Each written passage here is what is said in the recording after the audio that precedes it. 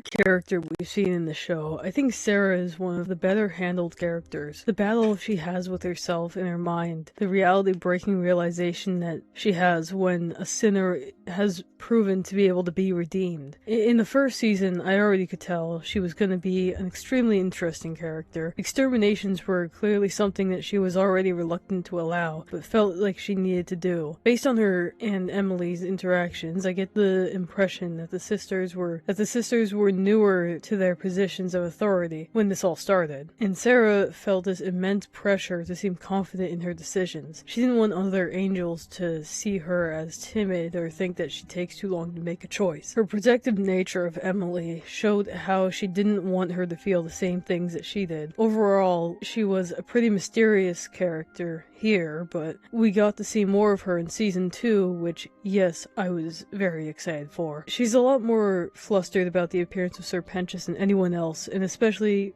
because she feels responsible for the genocide of Hell. At the court meeting, she's a lot more temperamental and demanding of answers from the snake. She accuses him of breaking in, not wanting to accept what happened. She denies the possibility that he earned his way in, yet also silences Lute, who's trying to push her into acting recklessly. When the Speaker of God comes down to confirm that this is the case, that he was redeemed, upon the truth being revealed, Sera sheds a tear and her heart sinks knowing that she had done wrong. She has to assert herself again over Lute, who is still trying to say that this changes nothing, but Sera is firm on not wanting any more blood on her hands. After the court meeting, she has to confess to the Speaker, which leads into the most peak song, honestly. Maybe one of the best. She knows how vile the acts she's allowed were. Now knowing that the human souls can be made good, her morals are all in question. She's realizing the scale of death that she's allowed and doesn't believe herself to be a fit leader anymore. The Speaker sings to her how she cannot give her a clear answer, but if Sera wishes to see the light at the end of the tunnel, she must be the one to ignite it herself. Her sins of allowing this cannot be undone, but she must choose to learn from it. And I love Sera's response that despite the revelation, she still doubts herself. Now that she knows her actions led to the genocide of people she didn't know could be redeemed for sins that may not have even been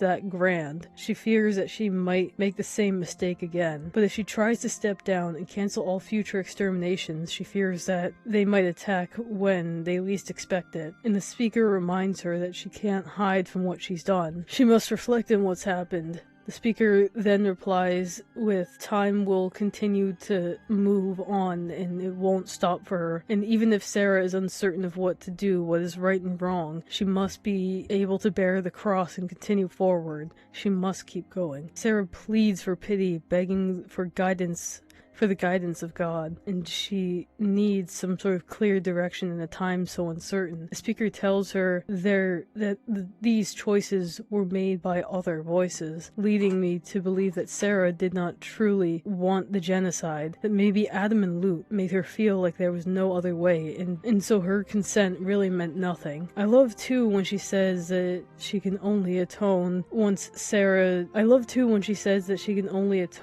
Sera sings louder, tell me how, becoming increasingly desperate for a solid answer. And the Speaker finishes with saying she must learn to speak on her own, as so far she's mostly been trying to please her peers, to do what she thinks Adam and the others will accept, but Sera's heart doesn't believe. Sera finishes with pondering if sinners can be redeemed, then what would she need to do to be forgiven for her actions? It's such a beautiful scene. She later decides to seal off heaven to keep it more fully protective in the meantime while she figures out a more solid plan. Emily and Abel later on want to try their gift basket idea, to which Sera knows that this is not going to be a good idea whatsoever, and she doesn't believe that the sinners will accept anything they say, considering the atrocities that were committed. When they do descend to hell and they try to apologize, Vox rightfully calls them out on apologizing for genocide with gift baskets. And as the crowds rabble at her, Sera reveals her angelic form in a fit of rage, saying sinners like you are why I allowed the exterminations in the first place, power-hungry and vile. Vox isn't scared at all, ready to declare holy war and threatens to destroy heaven. The angels flee and Sera realizes she's fallen back into doing what she tried so hard to avoid. And Vox is able to broadcast into heaven after the beam through the shield of heaven. And Sera is understandably very panicked about all of this, needing to prey on what's happened. Penchas goes to try helping her and she tries to dismiss him, saying that the human couldn't understand the responsibility of a seraphim. She's had to see herself as someone that's at such a high position that she doesn't believe anyone can relate to her or even try to give her advice. But he is more firm on wanting to help her and saying she can vent to him, and she does eventually accept letting him aid her, and she vents about how she hates being responsible for all of this and how it's going to be hard for her to explain how humans can be redeemed, that there is enough innate goodness in them that even after vile acts they can be better. She has a duet with him where he helps her to understand the human condition and why they might act in the way that they do just to survive and be able to thrive another day. And let me say, I ship them more than I ship Penchas and Cherry, in all honesty. I see more of a connection forming between them. Cherry and Penchas were a bit too much of a forced enemies to lovers thing, but I digress. The next song we get of her is when I think about the future, and it sort of reestablishes her feelings of dread, how she wishes that she had done more to prevent the encroaching war, but now it's here and she can't do anything more than just try to help the next day.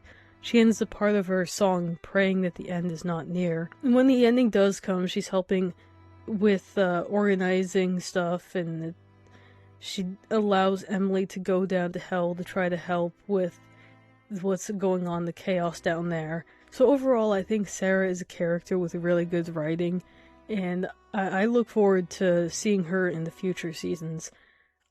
Season 4 appears to be the more heaven-focused one, so it might be a while before we get to see Sera again, but that's fine by me.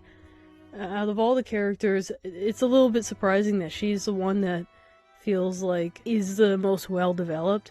I don't know how many people talk about her, because I haven't really seen much other than people saying how evil she is, but I think she's a very nuanced character, and I think she's struggling with the pressure of her position, of course, and reasonably so, because any decision she makes is gonna actually directly affect the eternal existence of souls, and it's just, I think it's beautiful. I want to see what she does in the future, how she tries to help with redemption, or if she goes back on it after what Vox did, how much more difficult the decision becomes to make for her. So yeah, like, subscribe, comment, hype if you want, and I'll see you in the next video. Love you guys, bye.